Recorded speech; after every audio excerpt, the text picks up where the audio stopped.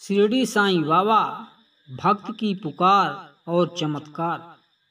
सच्ची घटना पर आधारित यह घटना सन 1910 के आसपास की है, जब शिरडी में साईं बाबा विराजमान थे। एक भक्त जिसका नाम रामचंद्र था, जीवन में बड़े संकट में फंस गया था। उसके परिवार को एक बड़ी विपत्ति से बचाने में बाबा ने ऐसा चमत्कार किया कि आज भी इसे श्रद्धा से सुनाया जाता है। शिरडी का शांत वातावरण था। बाबा की रोज की दिनचर्या और भक्तों की काफी भीड़ थी। रामचंद्र पुणे में रहने वाला एक मध्यम वर्गीय व्यक्ति, जिसने बाबा को एक बार देखा था और उनसे जुड़ गया था। बाबा को वह सिर्फ एक संत नहीं बल्कि साक्षात परमात्मा मानता था।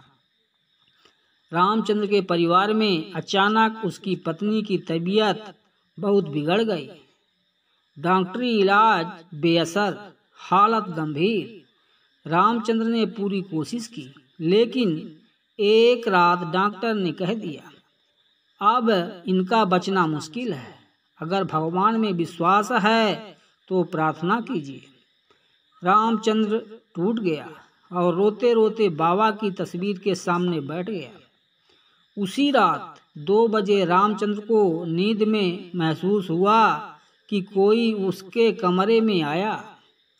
उसने देखा, सफ़ेद कपड़ों में, सिर पर कपड़ा बांधे, हाथ में एक चिमटा लिए साईं बाबा खड़े हैं। बाबा ने मुस्कुराकर कहा, डर मत, मैं हूं ना। तेरी पत्नी अब ठीक हो जाएगी। उसे पानी में ये भस्म मिलाकर पिला। यह सपना इतना वास्तविक था कि रामचंद्र घबरा गया।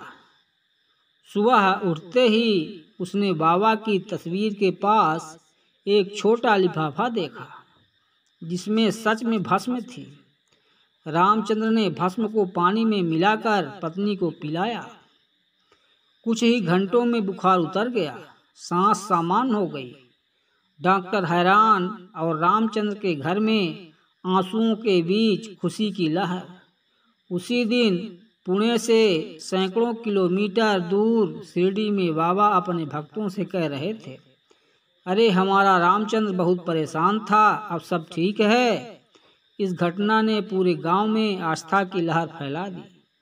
बाबा का संदेश हमेशा याद रखो, जो सच्चे दिल से पुकारे मैं दौड़ा चला आता हूँ। रामचंद्र ने जीवन भर यह अनुभव लोगों को सुनाया और कहा, भगवान की दूरी मीलों से नहीं, विश्वास से तय होती है। यह कहानी सच्ची घटना पर आधारित है, जो साईं बाबा चरित्र सागर में वर्णित है।